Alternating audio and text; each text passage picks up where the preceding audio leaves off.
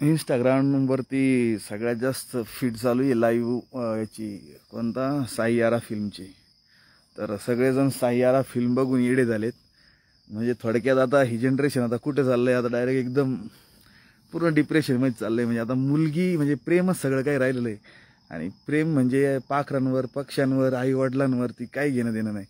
आता फक्त प्रेम म्हणजे ती एक मुलगी आणि ती सोडून गेलेली आहे आणि हा येडा झालेला आहे.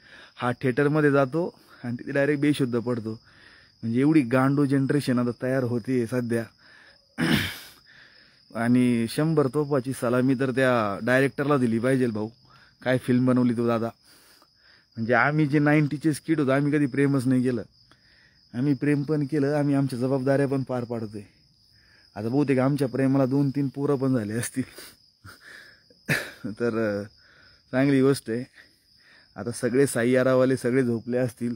4 वाजता कुणी उठून व्यायाम नाही करणार, कारण की 2 वाजता उठून परत कोणत्या तरी कॅफे हाऊसला जाऊन त्यांना बसायचंय, कोणीतरी नवीन मुलगीच्या प्रेमात पडायचंय आणि मग ते ट्रू लव्ह असतं त्यांचं, असं त्यांचं म्हणणं आहे. तर बस एवढंच. म्हणजे आत्ता जस्ट रील ओपन करत होतो आणि रील ओपन करता करता सगळे व्हिडिओज ते साईयारा, कोणी माझ्यासोबत याल का. आणि हा ठीक आहे, नवीन जनरेशन आहे, मान्य करतो, पण एवढे पण येडे होऊ नका की डायरेक्ट बेशुद्ध थिएटरला जाऊन डायरेक्ट बेशुद्ध पडताय तुम्ही. तर हे असले काही चाळे करू नका रे मित्रांनो. आम्हाला नाही आवडत, तुम्हाला म्हणजे आम्हाला तर आता असं झालं भिंचोत आम्ही आमचे लवकर डोळे झाकावी देवाने आता असं वाटायला लागले आम्हाला. तर असं काही येडे चाळे करूच नका. खरं सांगतो ती काय यार आहे. म्हणजे ह्या व्हिडिओचे आता 2 फायदे, एक नुकसान आणि फायदे. फायदा एक झाला आहे की खाटू श्याममध्ये जो एक प्रकार घडला की त्या दुकानदारांनी मिळून एका माणसाला मारलं जे खाटू श्याममध्ये दर्शन घ्यायला आले होते. तर सगळ्यांनी त्या दुकानदारांचा बायकॉट केला. ही चांगली गोष्ट झाली की ह्या गोष्टीला लवकरात लवकर न्याय मिळाला. पण ह्याच व्हिडिओची दुसरी बाजू अशी की अशी लोक बघायला भेटत आहेत की डायरेक्ट बेशुद्ध.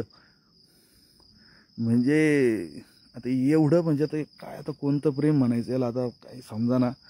पण ठीक आहे, असो. तर कमेंटमध्ये सांगा की नेमकी हे प्रेम कोणतं म्हणायचं. म्हणजे आता तेवढ्यावरतीच आता दुनिया फिरणार आहे थोडक्यात. आता हे 2050 पर्यंत मला असं वाटतंय.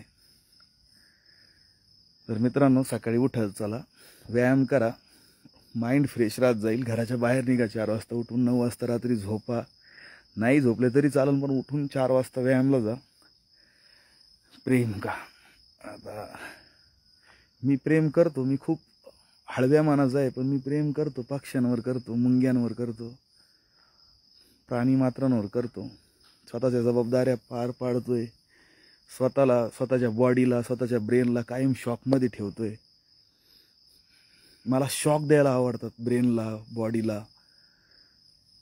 आणि काही लोक आता वेगळ्या पद्धतीने शॉक देत आहेत, बेशुद्ध पडून, प्रेम करून. खूप हलक्या काळजाची जनता झालेली सध्या. तर जेवढे कोणी हा व्हिडिओ बघल, मी असं नाही म्हणत की मी खूप लई ग्रेट आहे किंवा मी खूप मोठा माणूस आहे, असं नाही मी म्हणत. पण यार नका करू यार.